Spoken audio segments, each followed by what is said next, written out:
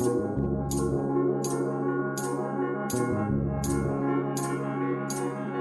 दोस्तों आज हम शुरू करने जा रहे हैं ड्रैगन बॉल काकुमे। ये एक ऐसी फैनमेड मांगा है जो कि ओरिजिनल मांगों को भी टक्कर देती है। काकुमे की स्टोरी शुरू होती है टूर्नामेंट ऑफ पावर के बाद, जब गोकू और वेजिटा पहली बार ब्रोली से मिलते हैं। उनके बीच में काफी भयंकर फाइट होती है, लेकिन गोकू और वेजिटा फ्यूज होकर ब्रोली को हरा देते हैं और गोकू की काइंडनेस की वजह से अब उनका एक काफी ताकतवर दुश्मन उनका एक अच्छा दोस्त बन जाता है। और इन सब चीजों के बावजूद भी अर्थ पे काफी ज्यादा शांति होती है, पर पास्ट में लिया हुआ एक गलत फैसला पूरे फ्यूचर को बदल देने वाला था। एक बिना सोचा समझा फैसला कितनी बड़ी दिक्कत बन सकता है, ये किसी ने नहीं सोचा था। इसके बाद हमें यूनिवर्स 6 को दिखाया जाता है। लॉर्ड चांपा और वेडोस प्लेनेट सडाला पे आए होते हैं। कैलीफ्ला कुछ ज्यादा ही एक्साइटेड होती है। वो बोलती है, लॉर्ड चांपा मुझे अपनी कुछ टेक्निक सिखाइए। और तभी अचानक से लॉर्ड चांपा को कुछ महसूस होता है। वो हैरान होकर बोलता है, ये क्या है? कैलीफ्ला अभी भी उतनी ही एक्साइटेड होती है। वो बोलती है कि मुझे भी इतना ही पावरफुल बनना है कि मैं भी कुछ प्लैनेट्स को आसानी से तबाह कर सकूं। लेकिन तभी हर जगह भूकंप आना शुरू हो जाता है। सब लोग काफी हैरान हो जाते हैं, पर लॉर्ड चांपा और वेडोस जानते हैं कि ये क्या हो रहा है। कैलीफ्ला बोलती है कि क्या ये उन टेक्निक में से एक है जो आप मुझे सिखाने वाले हैं? लॉर्ड चांपा वेडोस को बोलता है कि इस यूनिवर्स में वीरस क्या कर रहा है। वेडोस बोलती है, मैं भी यही जानना चाहती हूँ। तभी कैलीफ्ला पीछे से बोलती है, अब गोकू से बदला लेने का समय नजदीक है खेल, तुम बस हमारा इंतजार करो गोकू।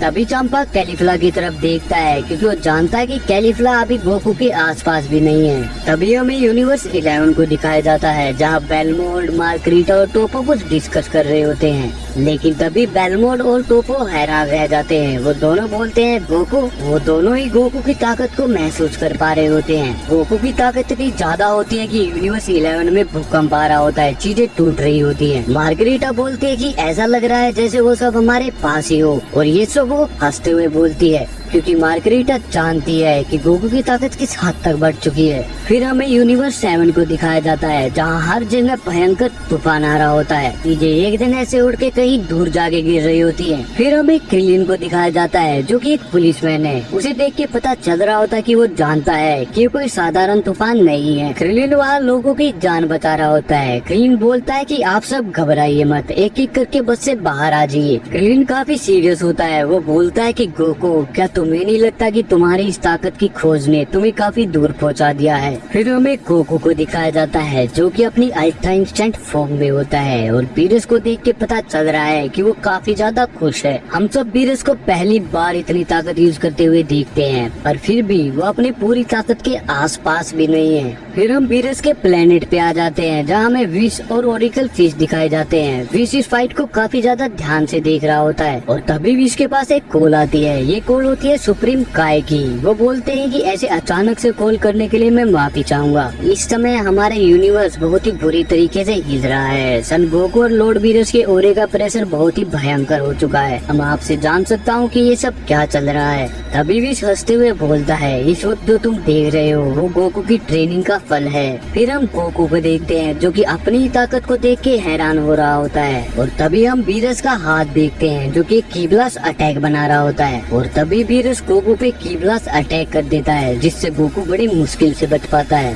फिर गोकू भी बीरस पे सेम अटैक करता है, लेकिन बीरस इस अटैक से बहुत ही इजीली बच जाता है। और उन दोनों पे अटैक के कारण 2 मून तबाह हो जाते हैं। उन दोनों की फाइट ऐसे ही चलती रहती है। बीरस इस फाइट को बहुत ही ज्यादा एंजॉय कर रहा होता है, क्योंकि बहुत समय बाद बीरस को कोई ऐसा मिला है जो कि उसे इतनी ताकत के साथ टक्कर दे रहा है। उन दोनों से ही इतनी ज्यादा ताकत निकल रही होती है कि आसपास के प्लेनेटरी ऑब्जेक्ट तबाह हो रहे होते हैं। गोकू बीरस के ऑलमोस्ट सारे अटैक डोज कर रहा होता है, लेकिन तभी बीरस अचानक से गोकू के पीछे आ जाता है और उसके सिर पे जबरदस्त लात मारता है। ये किक इतनी ज्यादा जबरदस्त होती है कि गोकू के मुंह से खून निकलने लग जाता है, पर गोकू खुद को संभाल लेता है और काफी सारे कीब्लास अटैक बीरस की तरफ करता है। पर बीरस इन सभी अटैक्स को डोज कर लेता है और गोकू के कीब्लास अटैक को पकड़ के उसी की तरफ फेंक देता है। और गोकू ये सब देख के बहुत ही हैरान रह जाता है। गोकू के किए हुए की ब्लास्ट अटैक गोकू को ही आगे लगते हैं और गोकू इन अटैक्स की वजह से काफी ज्यादा घायल हो जाता है। गोकू की बॉडी में से काफी ज्यादा खून निकल रहा होता है, पर अभी भी गोकू ने हार नहीं मानी होती और वीरस ये सब देख के हैरान रह जाता है। और जब तक कि वीरस कुछ समझ पाता,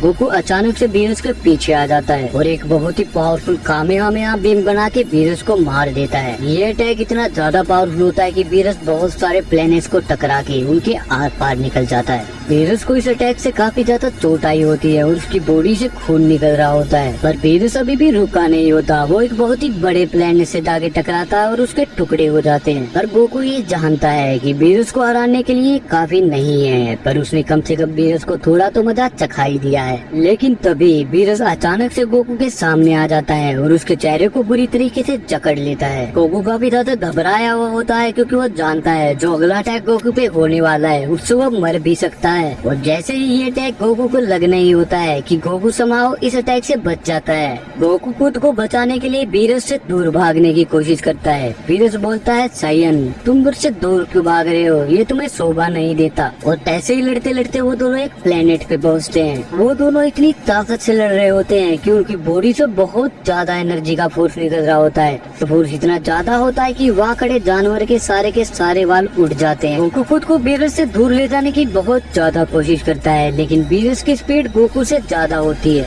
वीरस चिल्ला के बोलता है सन गोकू। वो जैसे ही गोकू पीछे मुड़ के देखता है, उसे दिखता है कि वीरस ने उसके पैर को पकड़ लिया है। वीरस गोकू को घुमा के बहुत ही तेज फेंकता है। वीरस ने गोकू को फेंकने में बहुत ज्यादा ताकत लगाई होती है। ये ताकत इतनी ज्यादा होती है कि चारों तरफ बिजली जैसा ओरा फैल जाता है और वीरस के इतनी ज्यादा ताकत लगाने की वजह से गोकू ऑलमोस्ट बेहोश हो चुका था।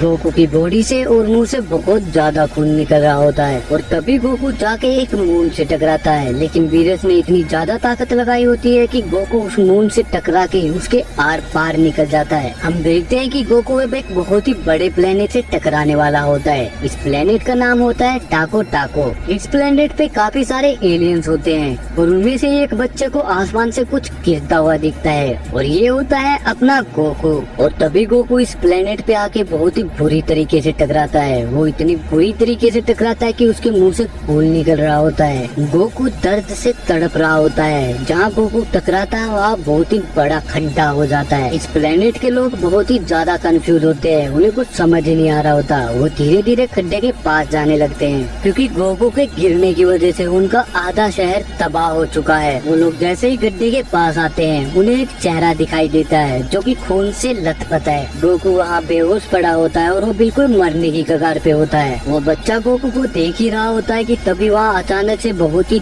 तेज रोशनी होती है और ये रोशनी आ रही होती है वीरस के नेक्स्ट अटैक से। वीरस एक बहुत ही बड़ी हाकाए बॉल को रेडी कर रहा होता है। वीरस अपनी इस हाकाए बॉल से उस प्लेनेट को तबाह करने वाला है। वीरस को बिल्कुल फर्क नहीं पड़ता कि उस प्लेनेट पे कोई रहता है या नहीं, पर वीरस का असली टारगेट है गोकू। वीरस को किसी भी तरीके से बस गोकू को हराना है। और फाइनली वीरस इस अटैक को गोकू की तरफ फेंक देता है, पर गोकू अभी भी बेहोश पड़ा है। तो गोकू इस अटैक से बच पाएगा या नहीं वो हम देखेंगे अगले पार्ट में, जो कि जल्दी ही आने वाला है। और अगर तुम्हें हमारी वीडियो पसंद आई हो तो भाई प्लीज सब्सक्राइब करके जरूर जाना, क्योंकि बहुत ही ज्यादा मेहनत लगी इस वीडियो को बनाने में।